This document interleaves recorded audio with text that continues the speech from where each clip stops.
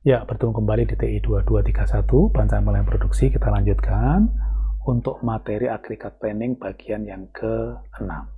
Ya, bagian yang ke-6. Nah, kita ingin melakukan pendekatan sekarang untuk menggabungkan dari alternatif-alternatif yang ada tadi. Kita sebut dengan pendekatan hibrid. Pendekatan hibrid. Ya, jadi optionnya tadi bisa kita gabungkan. Bisa build up inventory sebelum demand naik, ya, atau kita bisa saja overtime, ya. Oke, ada beberapa cara ya, gitu. Misalkan tadi finish good di inventory bisa dengan back order atau loss sale, jadi kita delay delivery-nya, ya bisa. Atau kita geser demand-nya, misalkan dengan diskon dan sebagainya. Pilihan yang lain tadi, dengan overtime atau dengan lembur. Oke, pilihan yang lain bisa juga dengan undertime. Ya, jadi kita lakukan penurunan produksi, ya, kemudian nanti kita reassign workernya, atau dengan subkontrak.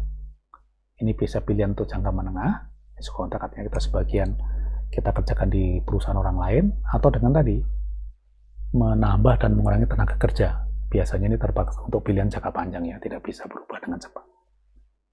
Oke, nah secara matematik itu bisa dirumuskan persoalan agregat planning ini. Yang pertama adalah biaya produksi. Ini adalah komponen biaya produksi di sini. CP ini biaya produksi. Berapa cost-nya kalikan tingkat produksinya. Yang kedua adalah biaya gaji. Tenaga kerjanya berapa, kamu kalikan dengan biayanya. Setiap bulan. Komponen ketiga itu adalah kalau kamu menambah orang, hiring. Berapa jumlah yang di-hiring, kalikan jumlahnya. Yang keempat itu adalah kalau kamu layoff, ke-fire, mem-fire orang. Ya, itu berapa cost-nya, kalikan jumlah orangnya. Yang berikutnya adalah ini adalah biaya inventory. Kalau ada kelebihan produksi yang disimpan, kamu kena biaya. Yang terakhir kalau terjadi backlog. Kalau kamu kehabisan persediaan, kemudian kamu ngutang ke pelanggan kamu. Oke, sehingga yang pertama tadi, constraint yang harus dilihat, ini harus diminimasi karena biaya. Diminimasi. Sehingga constraint yang harus dipertimbangkan pertama adalah production constraints. Kamu tidak bisa memproduksi melebihi jumlah orang yang tersedia. Kemudian keseimbangan orang, ya, jadi orang yang tersedia itu tergantung dari berapa sebelumnya, berapa kamu hiring, berapa kamu pecat di bulan itu. Dapatlah labor constraint. Kemudian ada inventory constraint.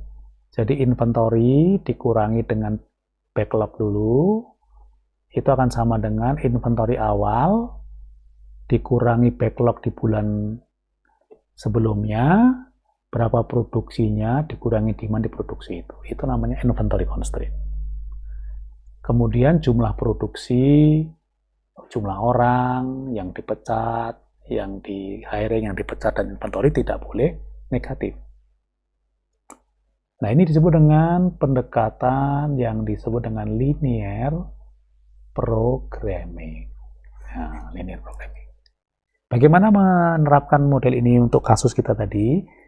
Saudara bisa menggunakan Excel solver, ya. Oke, Excel solver. Ya, Excel solver. Baik, kita mulai. Nah, ini agregat level dengan solver Excel, ya. Oke, yang pertama siapkan di Excel. Filenya nanti saudara bisa unduh. Kemudian inputkan data, jadi bagian yang biru-biru ini diinputkan, ini diinput. Ini input semua. Ya, yang biru-biru ini input semua. Ya, diinput semua. Ini input data. Kemudian yang warna orange ini yang dicari, ini yang dicari. Jangan diinput.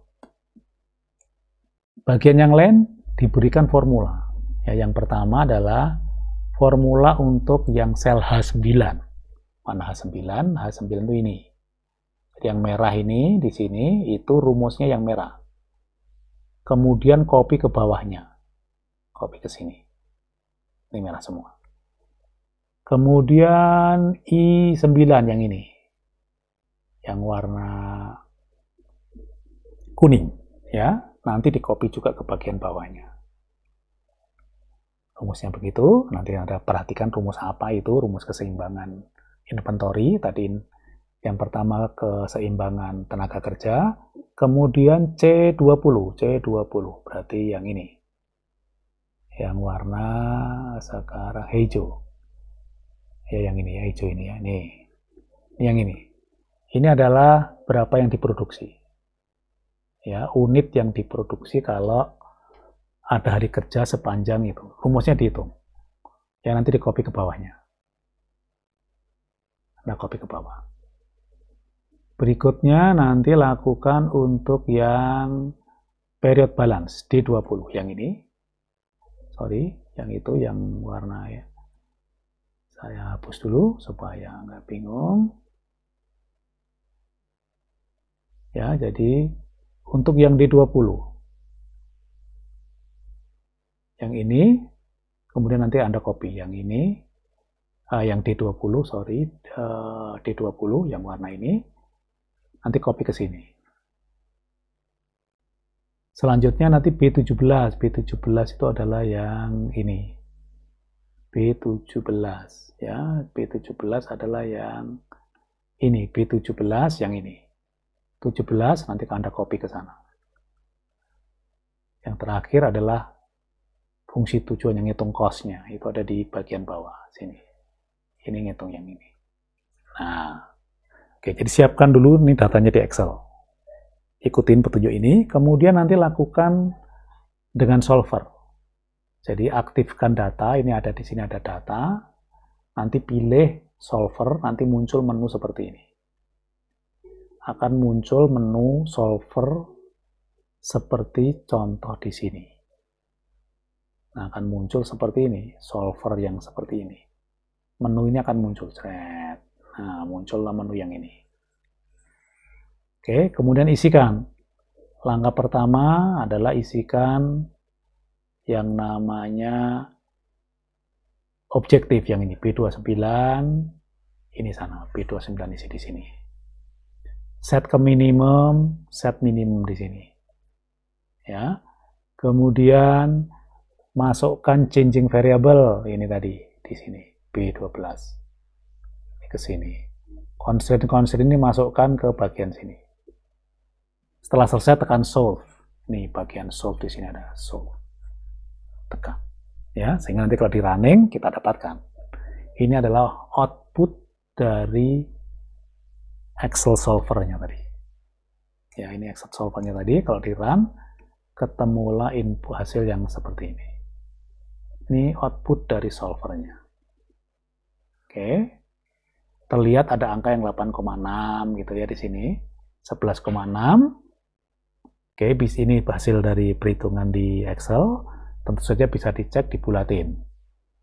Yang tadi yang 8 itu 8,6 dibulatkan ke bawah, 8, yang 11 dibulatkan ke atas, gini, kita bisa dapatkan.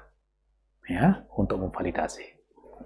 Ini disebut dengan aggregated planning dengan linear programming menggunakan Excel solver. Oke, baik, apakah saudara sudah paham tadi bagaimana menggunakan Excel solver untuk bikin aggregate planning? Untuk membuktikan, silakan saudara kerjakan soal nomor 28C dan 28D di buku Nahmias halaman 157. Terima kasih.